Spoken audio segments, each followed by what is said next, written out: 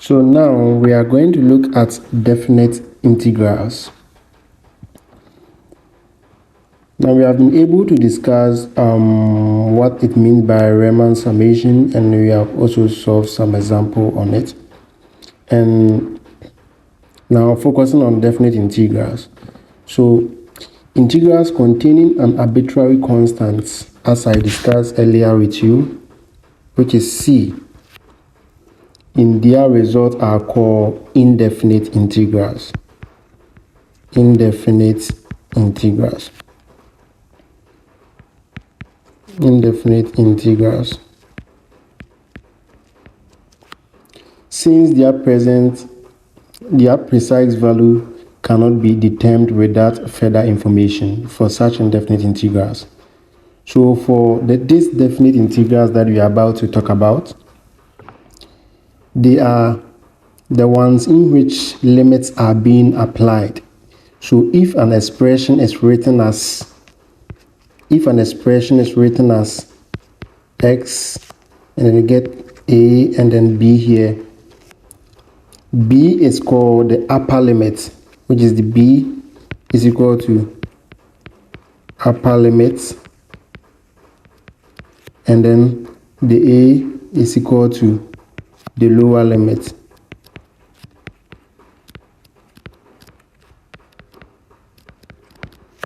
So the operation of applying the limit is defined as x ba equal to b minus a.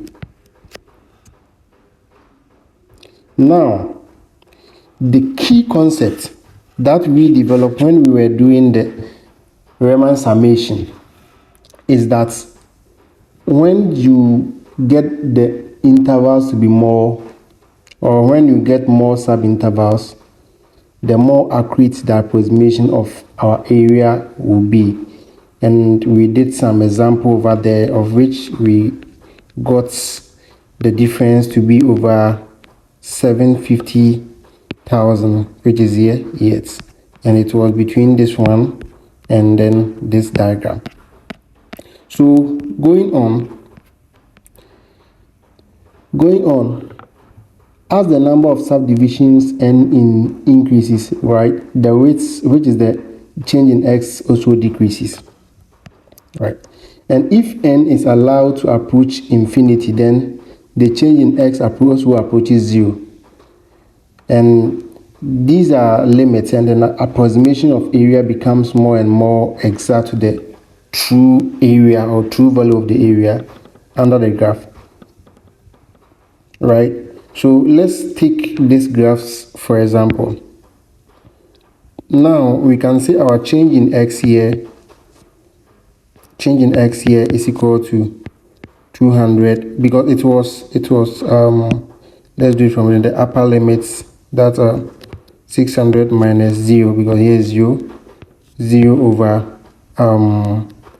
how many divisions? 1 2 3 4 5 6 divisions, and we are going to get 100, right? That is our change in x. And here our change in x is 1 2 3 4 5 6 7 8 9 10 11, and then remember that the 0 was there, which is what? 12.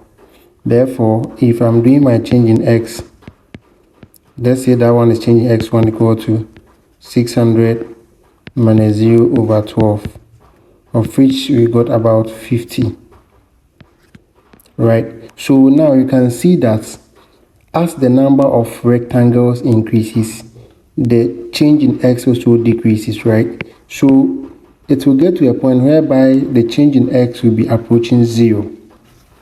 So when the change in x is approaching 0, then that's where the definite integrals come in for a continuous function. Let's take note of it. So for a continuous function, that's how it comes in. So let's quickly look at something here. So if you have your y equal to f of x as your continuous, and it's also a non-negative function. If I say non-negative function, it means that the function's value will be greater than 0 or equal to 0. So let's say y of x is greater or equal to 0 within an interval which is maybe a and b. A definite integral is the limit as n approaches infinity in the case of Riemann summation, right? So, for example, when you have something like this, and this is your function, say your function is moving like this, right? Yeah, and this is your function is moving like this, and you want to use Riemann summation to approximate it. It means that you are going to approximate with rectangles and a whole lot of things, right? With rectangles and other stuff. But in this case, when you use a definite integral, it takes if it's between these limits, maybe 2 and then 6, every point over here counts. So it means that our change in x here, it's approaching what? Ultimately 0. That's what you need to keep in mind. And therefore, we can say that our exact area now is not approximation again. So our exact area is equal to the limit x that change in x is approaching 0, right? Because if that change in x here approaches 0, the rectangle here becomes so tiny that you can't even see it and count it, right?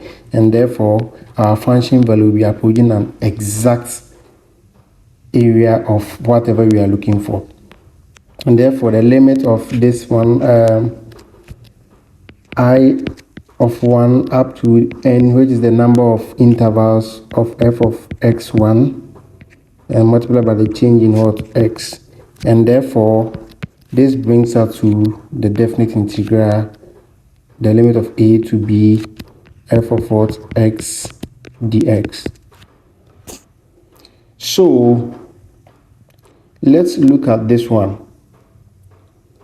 As I was saying, the increase in the value of the interval, for example, x squared, as x increases from maybe, let's say f of x equal to x squared, as x increases from 1 to 3, can be written as integral of 1 to 3 of x squared dx. So in doing this, we apply the limit, and therefore what you need to do is that when you integrate it, you bring a bracket and then you put the limit on the top and the down, the subscript of each part. So when you integrate x power 2, we are going to get x power 3 over 3 plus c. Don't forget that, plus c. So this is what we are having, and then the limit should be 1 3. The limit should be 1 3, and therefore if we are doing the substitution, we are going to get upper limit minus lower limit. So we are going to get x power, so now our x value should be 3. So 3 power 3 over 3 plus c minus 1 here. The lower limit is 1 power 3 over 3 plus c. So in this case, we are going to get something like 9 plus c minus 1 over 3 plus c. So you can see that when we expand, we are going to get 9 plus c minus 1 over 3 minus c, of which this c will cancel this, and therefore we are going to get 26 over 3, 26 over 3, of which it can be approximated as 8 whole number 2 over 3. So this is our answer. So this actually proves to us that when we are doing a definite integrals, there is no need for us to introduce this arbitrary constant c, because at the end of the day it's going to be cancelled out, and therefore when we are doing an integration for a definite integral, we don't bring the arbitrary constants in whatever you are doing. but just move ahead like x power 3 over 3, and then you do this 1 3, and then we evaluate it, which is what 3 power 3 over 3 minus 1 power 3 over 3, of which at the end of the day you are going to get 26 over 3. Yes, so take note of that. So basically that is definite integral. So as you can see over there, the interval endpoint a and b are placed at the bottom right and top right respectively of the integral sign, right? So those are our limits.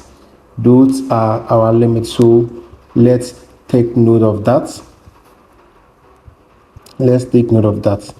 And then the f of x, for example, let me also explain this before. When we have something like integral of a b, I want to re-emphasize on whatever I've already discussed. So dx, b, as I said, is equal to upper limit, and then a equal to lower limit, and then the f of x is equal to the integrand, right? The integrand, that is the function that we are integrating. So you have to also take note that if the integrand, that is the function that we are integrating, is not explicitly stated or written, it means that it is what? 1. For example, if we have integral of a b dx, the answer is integral of a b 1 dx, because the coefficient is 1, and therefore you simplify it as well. So this is all about definite integrals, and then we will go ahead and solve more examples. Thank you for watching, and see you in my next video.